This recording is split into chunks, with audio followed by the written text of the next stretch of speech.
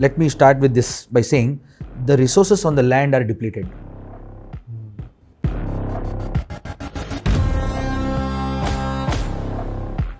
And now all the resources are over now on land. Now obviously where will you look at? Oceans.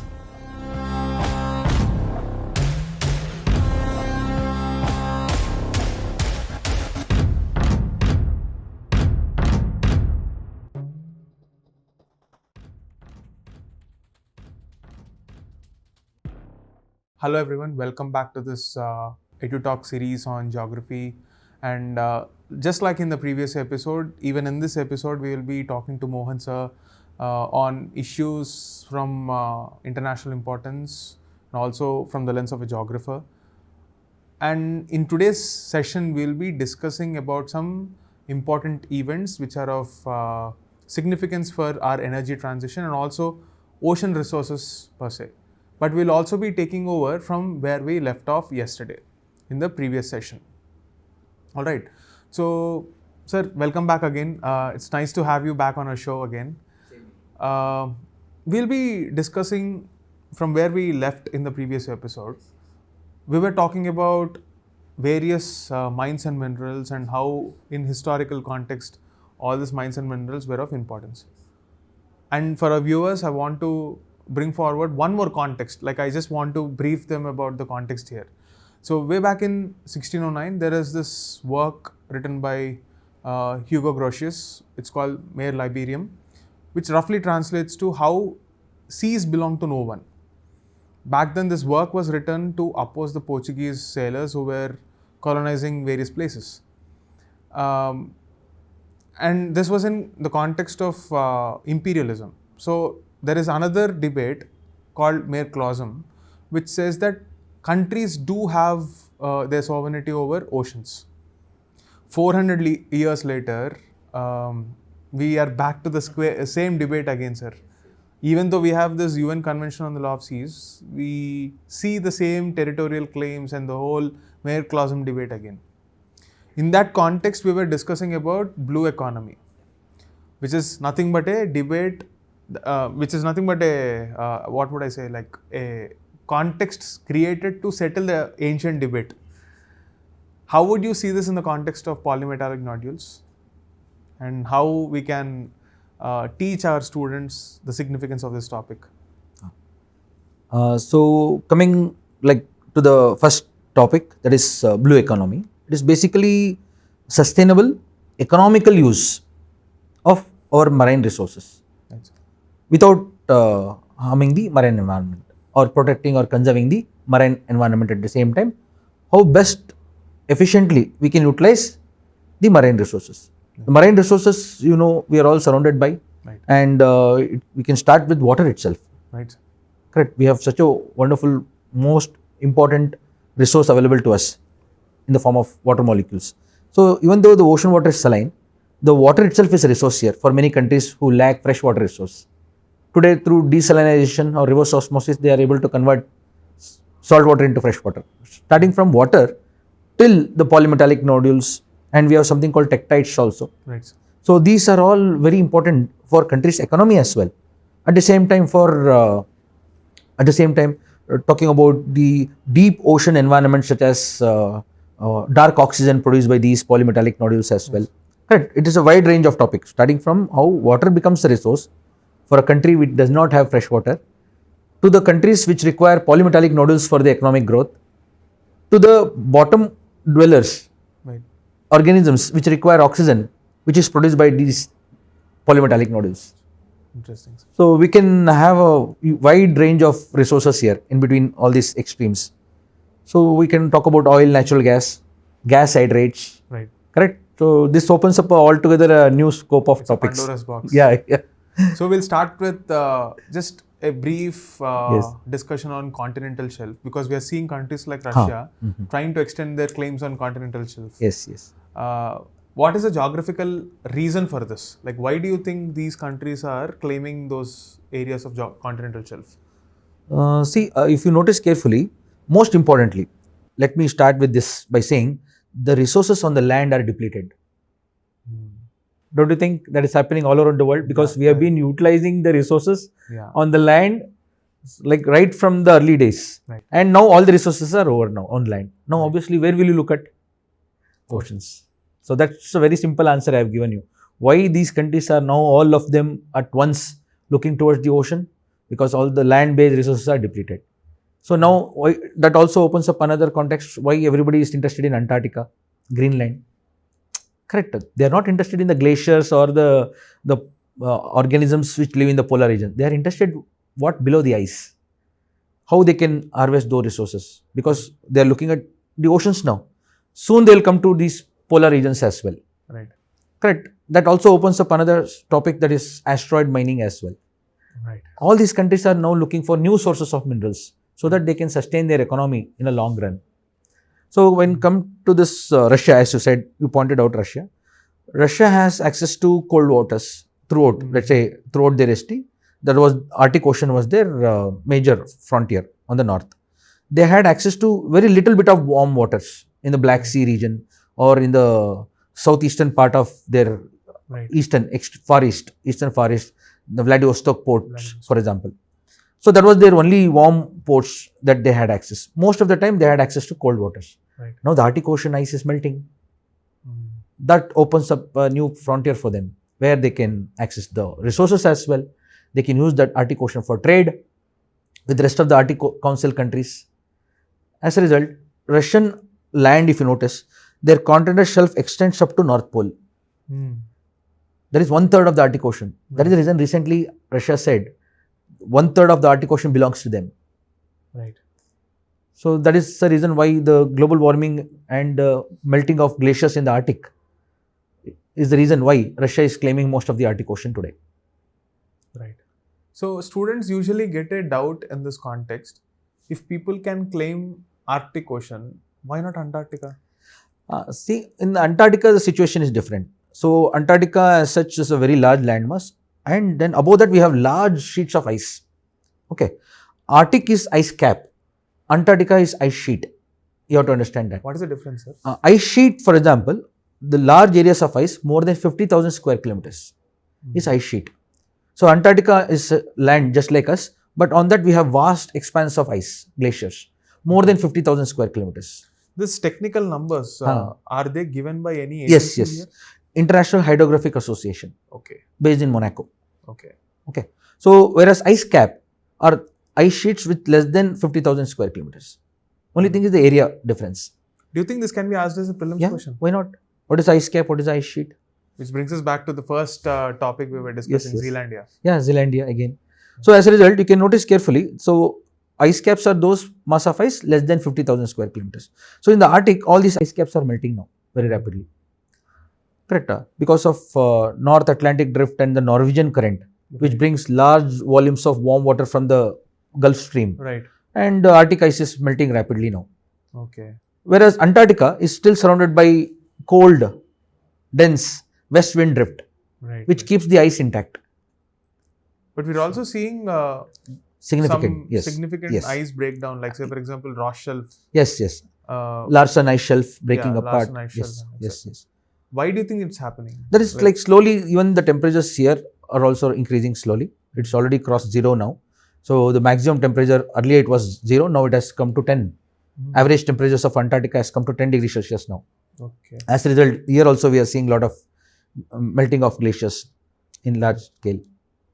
Okay. That is also another reason why Antarctica is also in the verge of losing a lot of ice. Right. So that is the reason why Antarctica is called a part of global commons. Yes, yes, true. Right. Don't you think we should also put Arctic in global commons in that case? So Arctic is totally a different game because many countries surrounding it, they have their own vested interest. Right. So like Russia, as you know. So as a result, it's totally a different game now. Now US showing interest over Greenland. So that is again another aspect here. Right, sir. Again, we were discussing about how blue economy offers us an opportunity. In that context, Yes. we were discussing the polymetallic nodules.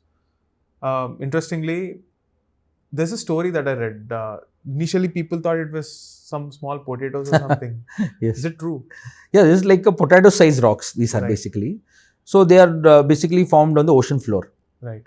Okay, these are basically large chunks of metallic minerals. Right. of almost like potato size, you can say, and they contain nickel, cobalt, copper, manganese, so in large quantity. Okay. So there are something called polymetallic sulfides also. Right. Okay. So which are different from polymetallic nodules in the sense they have iron, gold, silver also. And polymetallic sulfides are formed near hydrothermal vents or places where there are diverging plate boundaries, Diverging. where the magma comes up. Correct. Correct. Those places where the lava comes in contact with the cold water, suddenly cools. Suddenly cools. As a result, formation of polymetallic sulfides can be seen near the hydrothermal vents and the diverging boundaries. What about nodules? Nodules are found in most How are areas. they formed, sir? So usually they are over the period of time accumulation of minerals. Okay. Accumulation of minerals. Even they are formed near the diverging boundaries, but in a way they are like unique in the sense they are over the period of time accumulated over the millions of years. So because most of them are magnetic in nature, Right. so they get clumped gradually over the ocean floor. So as a result, most of these polymetallic nodules are found largest in Pacific Ocean, second highest is in Indian Ocean, then comes to Atlantic Ocean. Is there any pattern or reason why they are found in these concentrated belts? So there is no patterns as such, because earlier we never thought of their concentration earlier. Only in the last 10 years, we have come up with many deep ocean exploration vessels. For example, India also we have research vessels today. Right. Ocean research vessels like SAGAR Nidhi, SAGAR Samriddhi, SAGAR Sampada. Right. These are the ships we use. SAGAR Nidhi is the ship we use for deep sea exploration.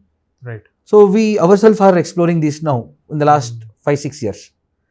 So as a result, now they are gaining importance. And these minerals are very unique in the sense because in the ocean floor, so when they are present in large quantities, let's say cobalt or copper, so they create an electric potential of 0.95 volts to 1.5 volts. Such an electric potential is enough for electrolysis of water. Oh. Breaking down of water molecules into hydrogen and oxygen, creating dark oxygen. Okay. So electric potential is required for Right. that process. So these minerals, cobalt, nickel, Right. Right. copper, such a small voltage is sufficient for electrolysis. Interesting. Naturally created electric potential like this are called as self potential in Wonderful. physics. Interesting, sir. Again, we were discussing the whole topic of polymetallic nodules Yes. and polymetallic sulfides. In this context, from a governance standpoint, just like how we discussed in the previous episode, the Mines and Minerals Act amendment, in the present context, we will have to discuss about the Deep Ocean Mission Deep ocean and mission. Samudrayan, all these concepts. Can you help us understand those points? So you want me to start with deep ocean mission or Yeah, like? So in a sense, Ministry of Earth Science is a nodal ministry for this kind of exploration. Under that, we have National Center for Polar and Oceanic Research, Okay. based in Vasco, Goa. So then we have an organization called National Institute of Oceanography and National Institute of Ocean Technology. So these are the organizations responsible for conducting ocean-related research. I'd like to highlight this point. A lot of questions in UPSC will be based on the organizations, the nodal Yes. agencies. Yes. So I request the students to take note of these organizations. So under the ministry, we have a program called Deep Ocean Mission, Right.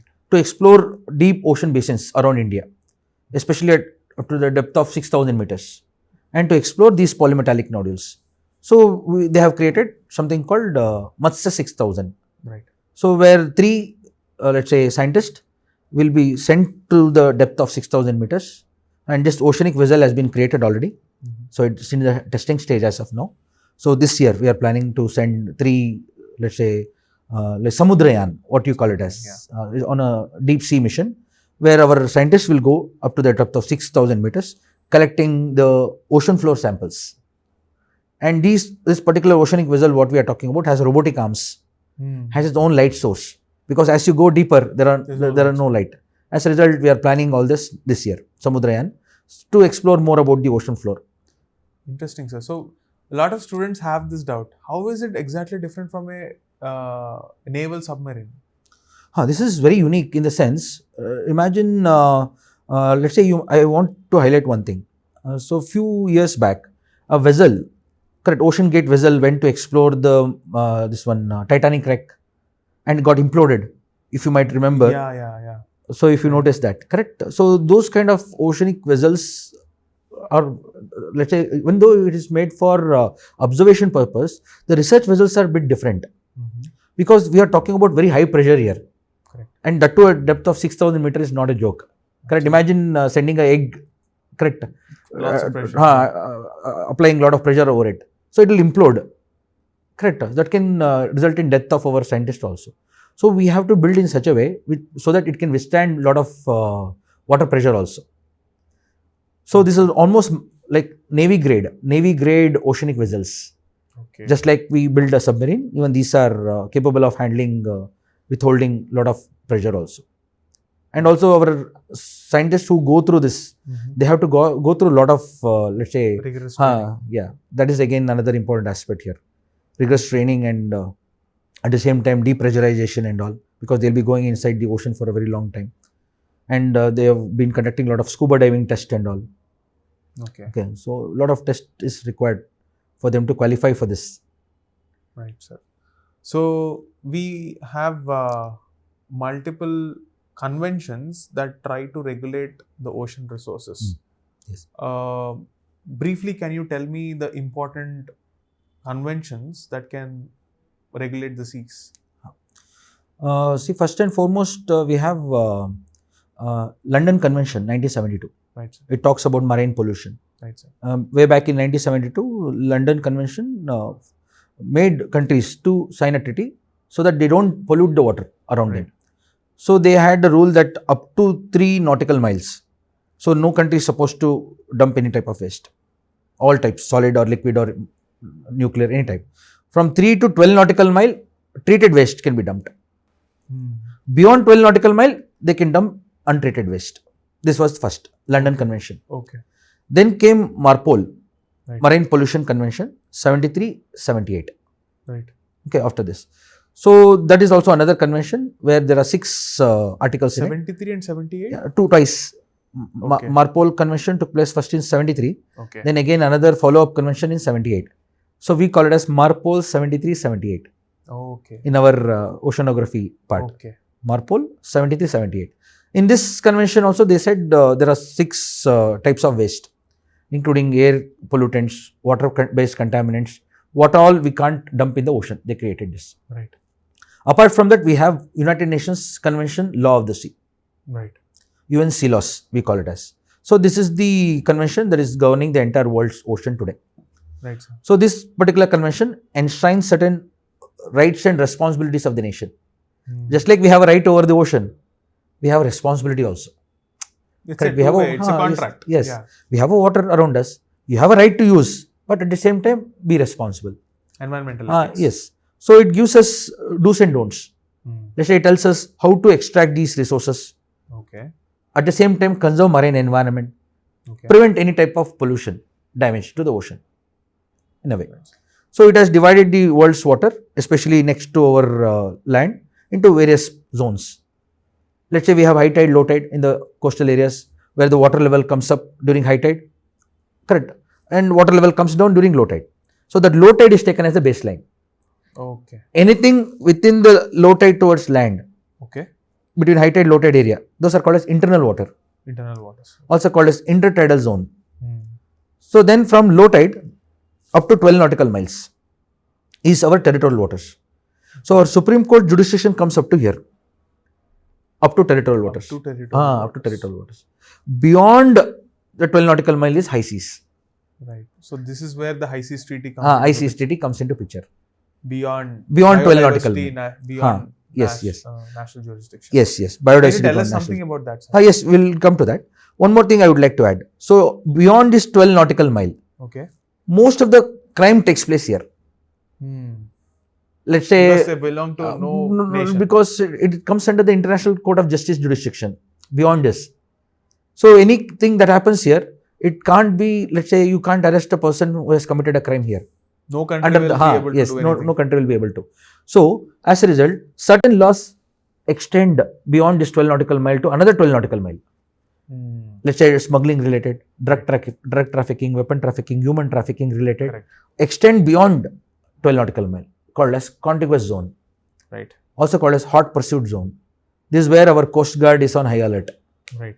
So, a lot of crime takes place here. So, many countries dump waste here. Right.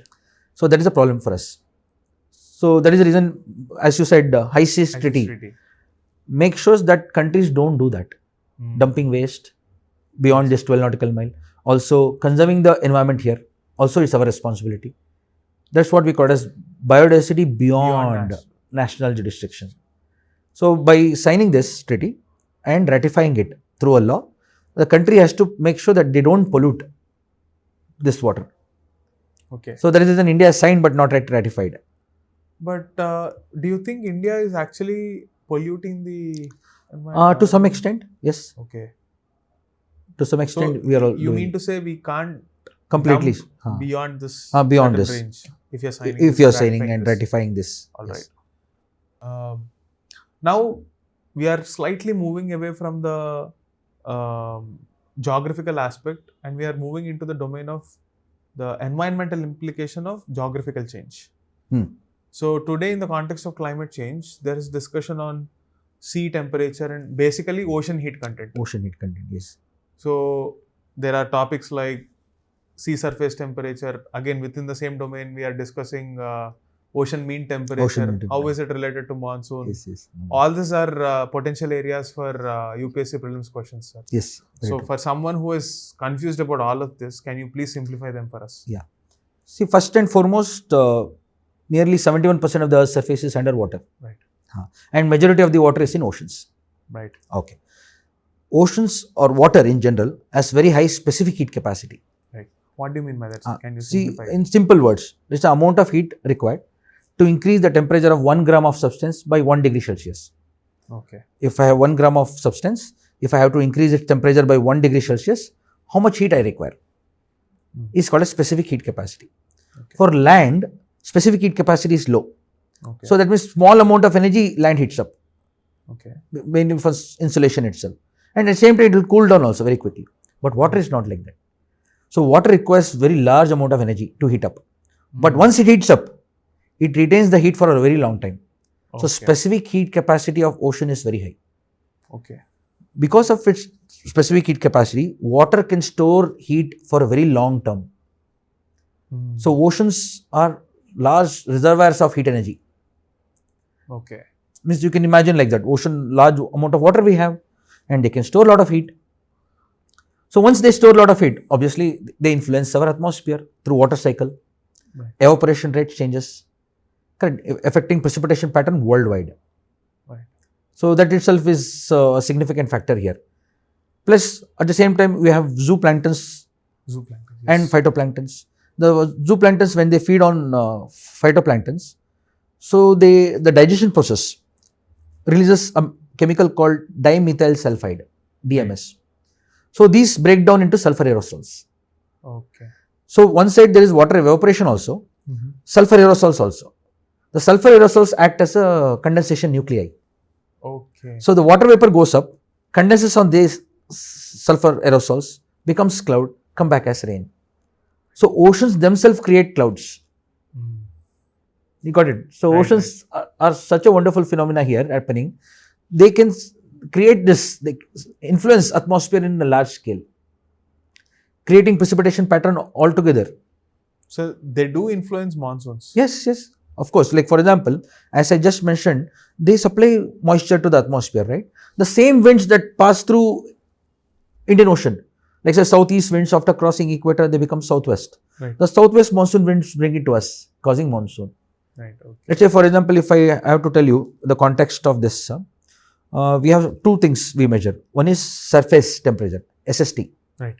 That is upper 12 inch, 1 feet. 1 feet of the water, we measure SST, sea surface temperature. Another concept that we do is depth 26 degree isotherm. Means depth 26 means at what depth under the water surface we get the 26 degree isotherm. Okay. Deeper it is, deeper the 26 degree means, let's say the depth 26 degree isotherm comes up to the depth of 60 meters under the water. That means all the water above this is above 26 degrees.